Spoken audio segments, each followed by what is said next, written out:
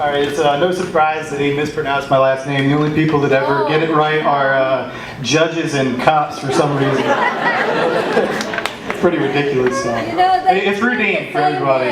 It's rudin for everybody who's wondering. Anyway, so how you guys doing? Doing alright? I've never actually done this before, so I really apologize if I'm terrible. But anyway, so I've been doing a lot of self-reflecting lately.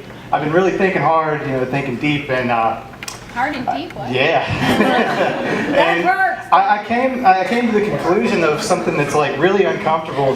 I was kind of uncomfortable with it at first. I realized I'm actually bi-curious, and yeah, and I've just always wondered what it's like to have money, and I can tell you, it's pretty damn cool. Yeah, I'm sure it is. So, me and my fiance recently actually, we had a baby recently, and yeah, she's about 3 months old or so. But man, kids, they really make you reflect on your life a lot.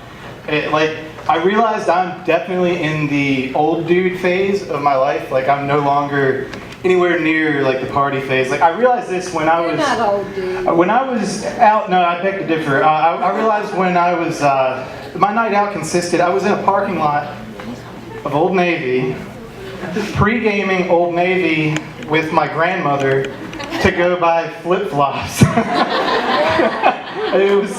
I realized immediately that I was just way past party phase. That's not a party, by the way. Drunk at Old Navy with your grandma is the antithesis of a fucking party. It's goddamn terrible.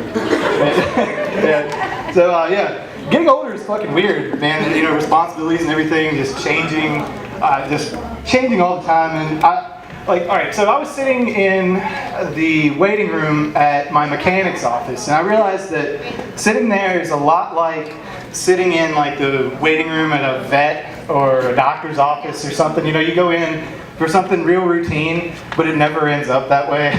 You go in and you're just trying to get your windshield wiper fluid changed, and the mechanic comes out and sir, I'm sorry, but your car's got muffler cancer. And, yeah, I know, it's pretty serious. If we don't act soon, though, it's going to spread to your turn signals.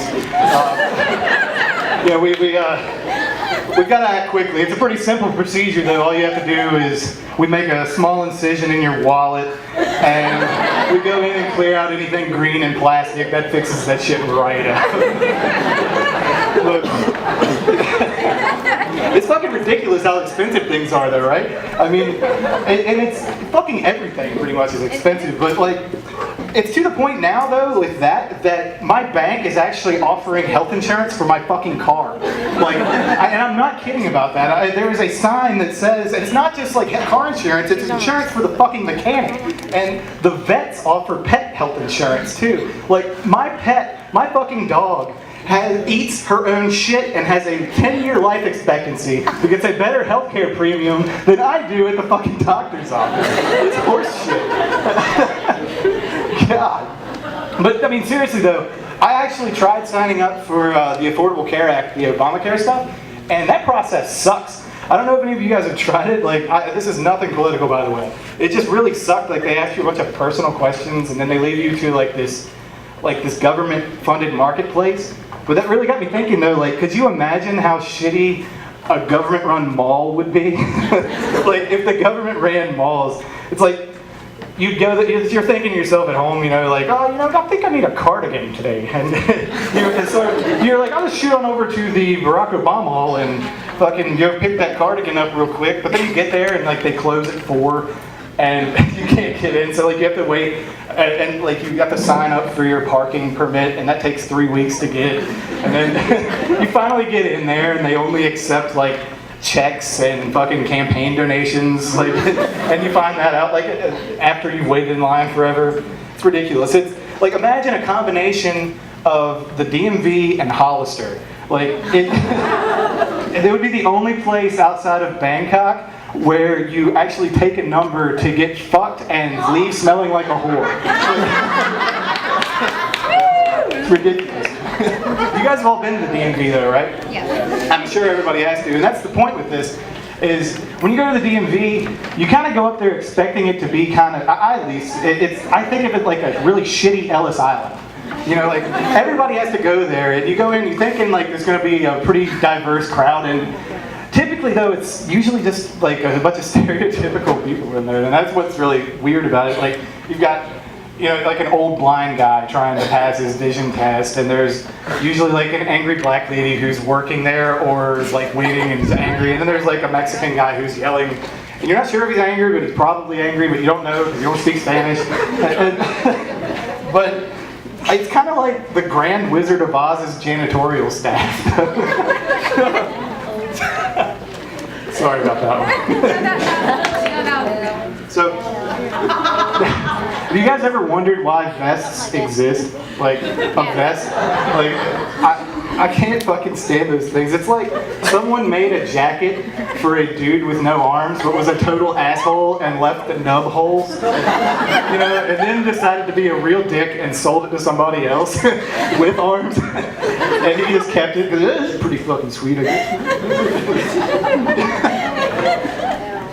So I was at the free clinic a while back, and yeah, that place, that's a fun place to go to, right?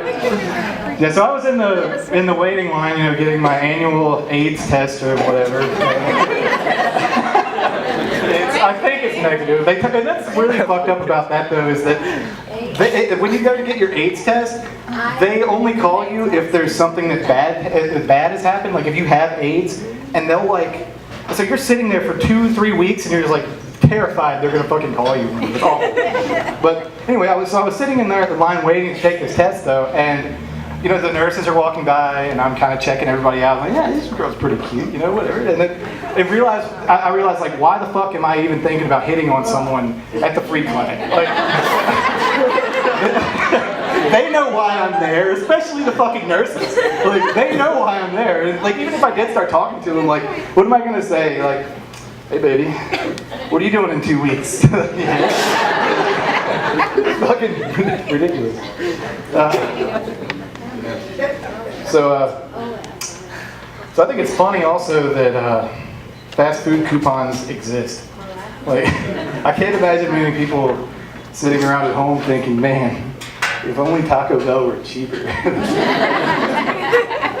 Crush that shit. Alright. So, last one I got for you guys here, but did you all know that there are people who will literally ruin their lives, just throw away everything to fucking play golf? Yes. Like, there are people who are on the same level of income and fucking respect as like heroin addicts and shit. Like they're living out of their car, like from like scraping by tournament to tournament, you know, and just sucking every tournament. And their parents are at home just, oh, where did we fucking go wrong? Yeah, I like to imagine these dudes back at home, like when I'm sitting around thinking about this stupid shit.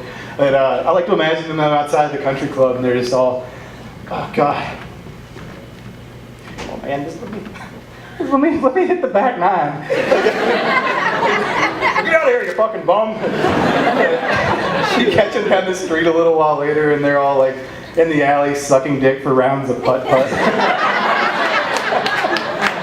Anyway, thank you guys. I'm Scottie.